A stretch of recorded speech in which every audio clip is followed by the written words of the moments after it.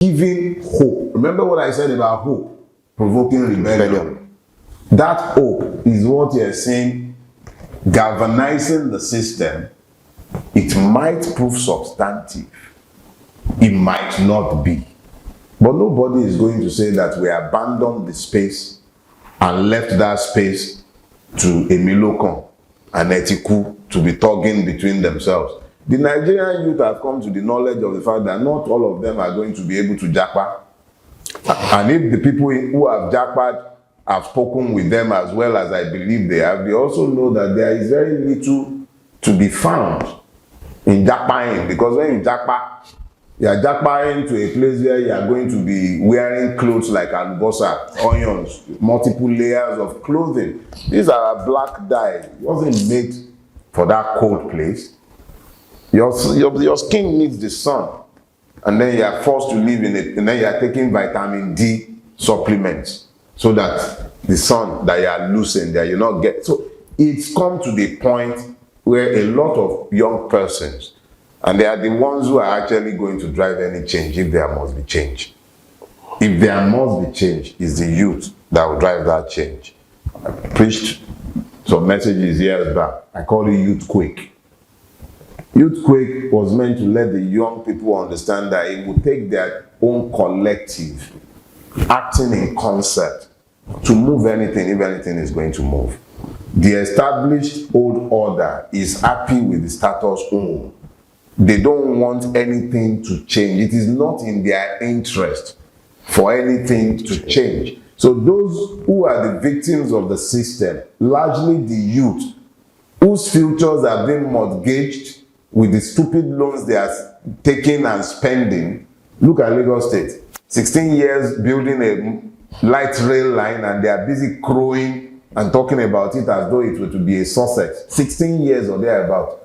At maybe about 4 or 5 times the cost that it should have been. And they want us to celebrate that. Do you know who will pay the bill? The youth. You turn on taps in Lagos State, water is not flowing, but the debts are there. Tinubu has already taken the loan to build what he did not build. So even though you are not going to have water when you turn on your tap, you still pay that debt. So they are piling up. Look at Rail to Maradi. Is the youth that will pay the debt. So all kinds of debts are being piled up, which the youth, who are already overburdened, are going to pay. So when you connect them to the issues as we are trying to connect them to the issues, what you find is that they are becoming more and more energized, and hope breeds rebellion. Let's look at INEC's preparedness. Do you see INEC conducting a free, fair election? It would be a pipe dream for anyone to imagine that INEC is preparing for a free and fair election. INEC has already begun the process of rigging the 2023 election. When you see the number of people that they have deregistered or failed to complete their registration, you know very quickly that you are seeing an active gerrymandering already going on, especially given the zoning of the bulk of those who are being denied their franchise. So already you can see clearly that INEC is not interested in a free and fair election. That's one. Second thing, PVC collection. Up till date, INEC has not commenced the release of PVCs to those who have registered since. I would imagine that the idea should be to make it easy for people to vote, not to make it difficult or impossible for them to vote. Nigeria has a substantial population in the diaspora.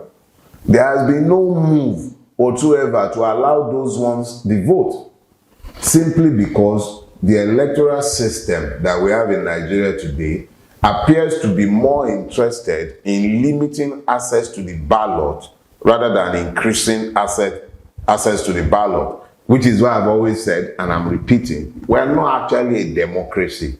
We are just playing the game of democracy.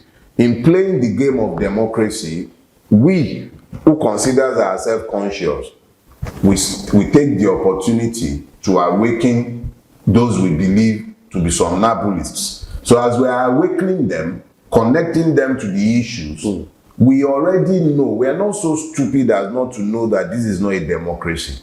But the more of the sleeping ones that we manage to awaken and connect to the issues, the more the people that we might be able to mobilize in future when the time comes to confront this system. You cannot confront the system with tokenist gestures. There must be a broad-based mass mobilization. The electoral process, more than any other process within this Nigerian state, offers us that opportunity. So in the course of electioneering, you tell the people what is important. You help them to look beyond the hatred that has been planted in their heart, which makes it difficult for them to see the commonalities of the afflictions around the country. And then when you have connected them to the issue, it becomes easier to introduce them to revolutionary ideas as to how they might change their circumstances. If you are talking over their heads, they won't hear you. But if you are speaking with them on the basis of a process that has been offered and to a very large extent normalized, then it becomes easy to find them where they are. It becomes that much more difficult for the state to also silence you. Political education to the victims. In giving them political education, you connect them to the fact of their humanity and the fact that they have a choice. You actually have a choice. Telling people and letting them come to the knowledge of the fact that they have a choice might sound like such a simple thing, but it's not. No. Weaponized ignorance. Now, let's get this clearly. Okay. You spoke about the fact that INEC is already preparing the ground to disenfranchise, in quote, the will of the people, so to say. And wouldn't that lead to the truncation of the hope you saw so of when the people? Hope is truncated, it eventually leads to a rebellion. It provokes but consider the fact that you are actually dealing with a set of deaf individuals, and you said you have never even supported, you have repeatedly said you have never supported a protest. I'm coming there. So what kind of rebellion are we talking about? And what should Nigerians be doing now to confront and mitigate against those eventualities? The difference between anarchy and a revolution is the presence of a plan for the day after. Anger without control is chaos. So you're talking to the people to come into a process that you are not stupid enough to ignore its corruption. So you're already aware that it's a crooked game. I spent, I think, a 4-part series talking to the PVC or the gun. And I laid these out in that series. And what I explained then is what I'll repeat now. So, hope has been provoked. The people are hopeful. And then the system comes and it snatches that hope. What do you have? A rebellion. You have a rebellion. You have anger. Not rebellion first. It's always anger first. So you have anger. What do you do with the angry? A wise man or wise persons would educate anger. In educating anger, you feed the desire for change. The difference between a revolution and anarchy is a plan for the day after. We are getting to a point in Nigeria where the person who reasons is being made to look like the fool. Because those who should reason along with you have lost the capacity to reason. So the insane looks like the sane, and the sane is labeled insane. But it does not change the fact that when you work in concert, as we want to do during electoral seasons like this, the first thing you are doing is that you are reaching out to people across the length and breadth of the country. You are connecting them to the commonalities of their pains, of their affliction. You are helping the person in Kankara, the Fulani man in Kankara, you are helping him to see that the pain of the man in Igbo is not unlike his own pain in Kankara, and yet their mutual tormentor are all of the Fulani stock. So it's not about the stock of the perpetrator. That's the first thing you are connecting for him. It's about the failure of the state, who is meant to provide the security but has failed. And not only failed, but is mollycoddling the criminality. So if you have done that successfully, the man in Kankara and the man in Igbo, they see, if you've succeeded in doing your own job, they see that even though we are separated by ethnicity, by distance, even perhaps by religion, we have a common problem. That problem might be rooted in an ethnicity, but it's actually the failure of governance. When you look to issues like education, the poor across the length and breadth of Nigeria, whose children have sat at home for the last 8 to 9 months, while this government and governors and everybody have been busy gallivanting around and sorting out their own class issues. Whether that man is Hausa, whether he's Igbo, whether he's Fulani, whatever he is, maybe he's Ijo, he can see that it didn't make any difference to the government. But we members of the middle class who have abandoned Nigeria to its fate, we are taking our children either to Ghana. Some people were in Ukraine until the war in Ukraine drove them out. Cyprus, Nigerians take their, if you can afford it, you take your children out of Nigeria to be educated. I was looking at figures yesterday saying that we spent about 1 billion in school fees in the UK alone last year. Do the maths. That money would have been sufficient to fix our educational system. These are the common threads that we have the opportunity during this period, more than at any other period, to connect the people to. When the government and the system now violently snatches away that right to choose, what happens? The original messages being preached by the likes of Afenifere demanding restructuring before transition. What do you think happens in that atmosphere? The message is heard, because we are not the only ones talking about it. The fact that the opportunity offered by the system, as crooked as it is, would now have been taken away to enthrone one of these evils would be sufficient basis to call the people out into a campaign of civil disobedience leading to the desired changes. If we cannot have the changes we desire through the electoral system, because you must understand that it's not just that Peter Obi loses, or some, if he loses the election and everyone can see that it is free and fair, it's a democracy. We must, as Democrats, raise our hands, concede defeat, and then re-strategize and plan for the next election if it is free and fair.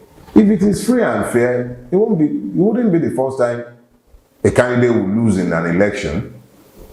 But if it is an hijack of the people's wishes, if somebody brings all those moonslide, fantastic election results that they are wont to bring, if all of a sudden, on election day, beavers suddenly are not working, if on election day, you have the space overtaken with agberos, stopping people from voting, and then we will talk about irregularities. But if the election is free and fair, we must, as Democrats, accept the consequences of elections. The question is, would INEC allow for a free and fair election? I don't expect them to, but it's for them to prove me right or wrong. It's an objective test. We all know when elections are free and we know when they are not. Elections are going to be monitored. People are going to come out to vote. These are easily demonstrable. If it's not free, we will know. If it is free, we will know. But if it is a free and fair election and a candidate loses in an election, you must of necessity accept the judgment of the polls. There's a question I actually wanted to ask, and that has to do with Peter Obi and IPOB. Please. There's insinuations that IPOB had said they never wanted elections in the southeast, and they're not in support of the elections as well as Peter Obi's presidency or an Igbo presidency. How's Peter Obi going to reconcile that? And there are insinuations that Peter Obi might not even be able to have a rally or hold a rally in the southeast, considering the state of insecurity in the southeast. And now Tinubu has gone ahead to dare IPOB by saying he's going to hold rallies on days, Mondays, which have been declared days off. I mean, how do you reconcile that? If I ever required evidence of the failure of the Nigerian state, you just offered it in that question. Peter Obi is a private citizen. He has no coercive powers. He's not even a government functionary. And he is not cozy enough with the powers that be in Nigeria for his wife to be flying private Nigerian presidential jets around on campaign. So it is actually impossible to expect Peter Obi to be the one to offer security in any part of Nigeria or even the southeast for that matter. IPOB is not shy in setting out its agenda. Do I agree with its tactics? I don't. But can I quarrel with the grievances of IPOB? I cannot. So when IPOB says that its strategic objective is to take the southeast out of Nigeria, that is a policy position that they have taken, and as I have said, I have no quarrel with their position. I might quarrel with tactics, and I do. Now, IPOB does not also exist in a vacuum. It is a conglomeration of persons. In this case, of southeastern origin. IPOB must act through persons. It's not a chimera. It must act through agents, human agents. If IPOB is pervasive enough and persuasive enough to get the people of the southeast not to engage with the process, that should tell you the extent to which Nigeria has sunk. So it is not on Peter Obi, that is entirely on the Nigerian state. Now, that Emilokon has said that he wants to be having rallies in the southeast, of course, he will say that. He might. What does it take for the APC to roll out 100 soldiers to provide security for their campaign that they have not managed to provide for the persons living in the place?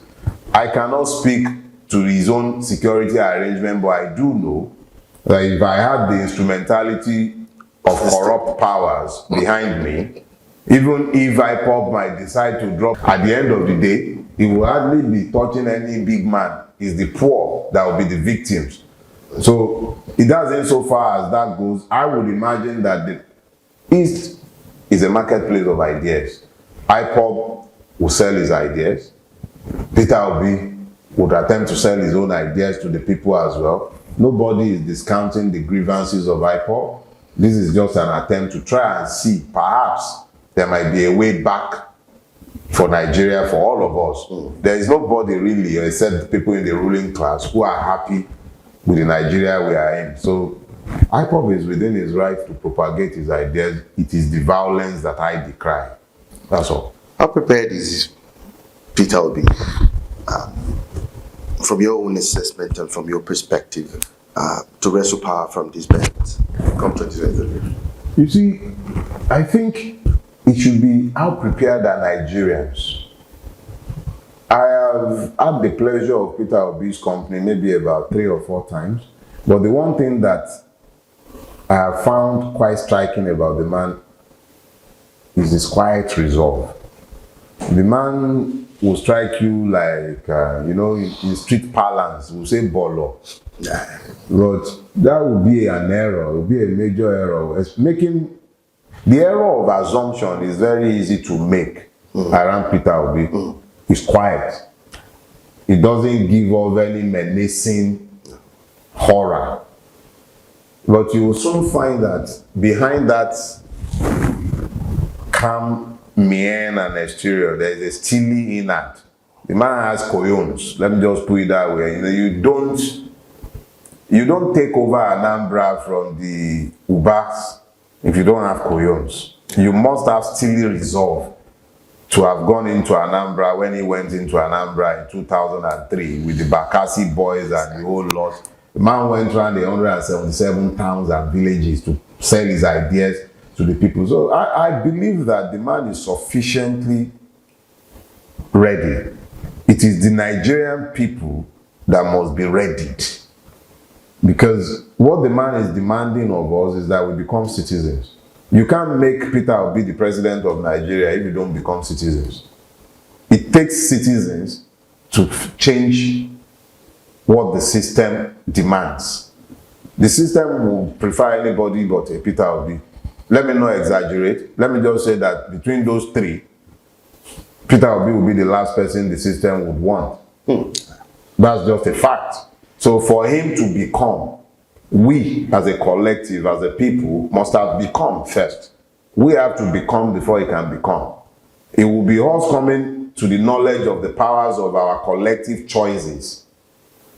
It is that knowledge that can produce a Peter Obi. He doesn't have the structures, quote and unquote. So how else is he going to win if we don't decide to make him? So it's only up to the people. It's not him. He is prepared. That he would even, what he has done, look, revolutionaries will not always come clenching their fists. You have to look at what the person has done. Election has come with the many dramas that accompanies it, character assassination, exaggerations here and there, but the records are in the public space. A man ruled a state for 8 years, broken with interregnums in between because of all the court battles and everything. And he spent time in that place and left the office to applause, general applause. You might have all kind of revisionism going on left and right, but the fact is that the man was prepared for governance. He delivered.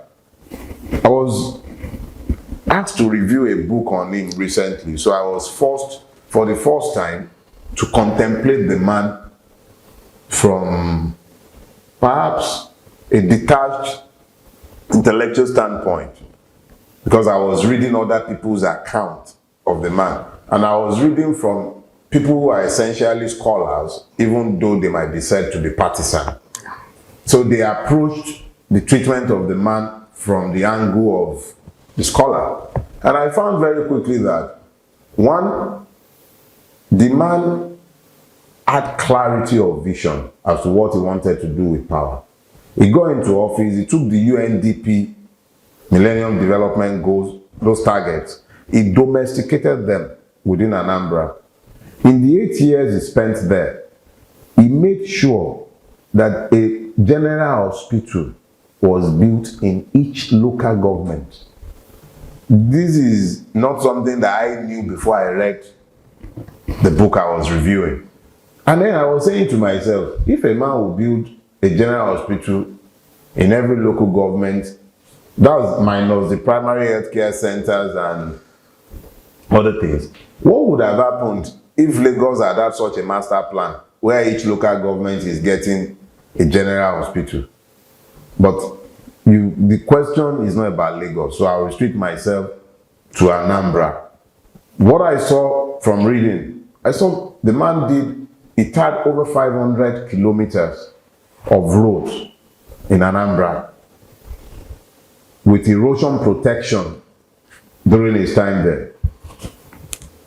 The man made sure The ICT labs are opened in all secondary schools.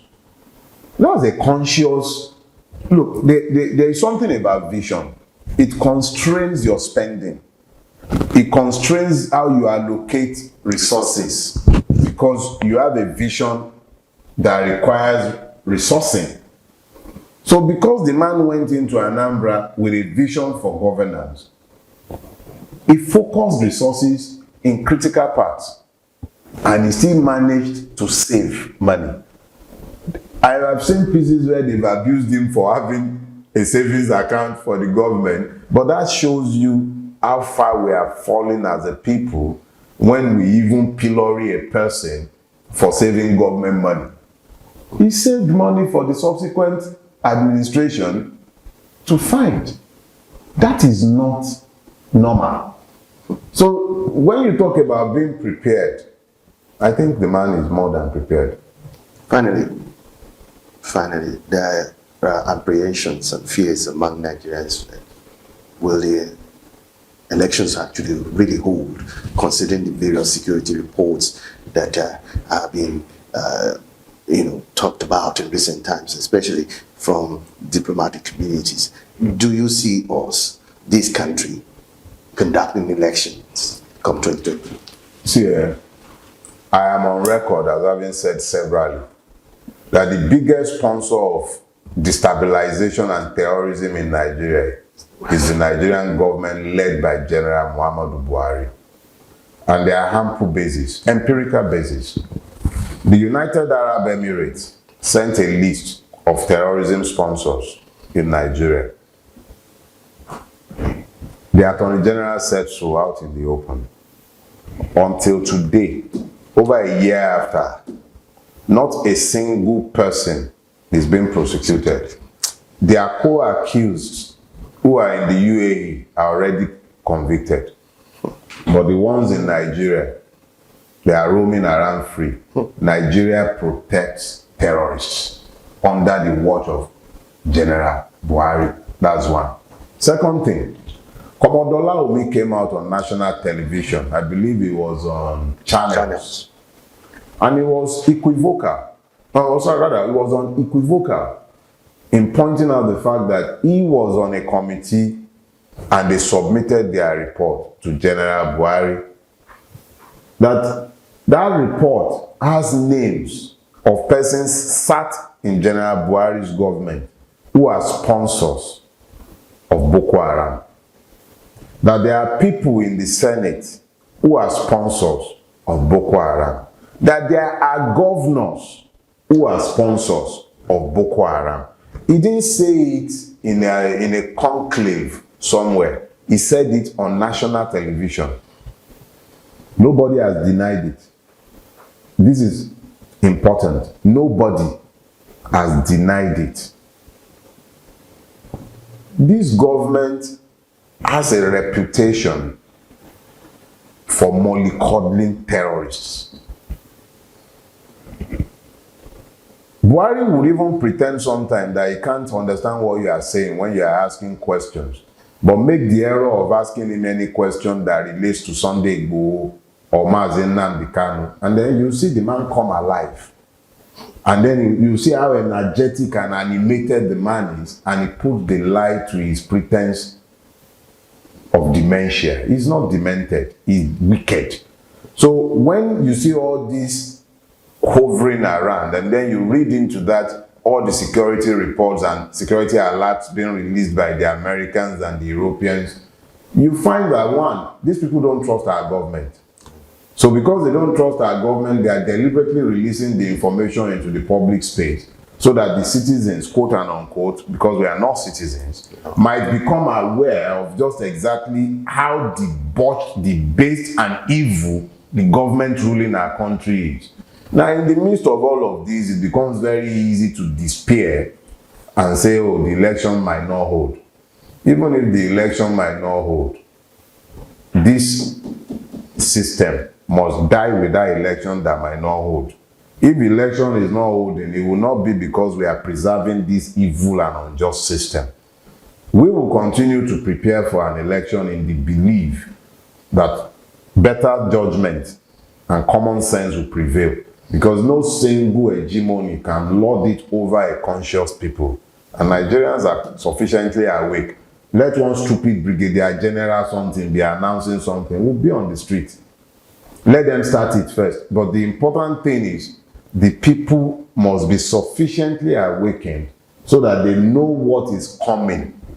And as far as I can see, anything is better than this Buhari government. That's assuming it's not a Milocon following in his wake, because that one is even threatening to be a bigger disaster than the current one. But I don't believe for 1 second that any general this or that is going to be able to hold Nigeria together if they dare to do something silly. You never can tell what will happen in Nigeria. It's sometimes the Charlie Boy show. Anything can happen. However, so that we might not be reactionaries, we have a duty to commit to our chosen path, continue to educate the people, and prepare them for the elections.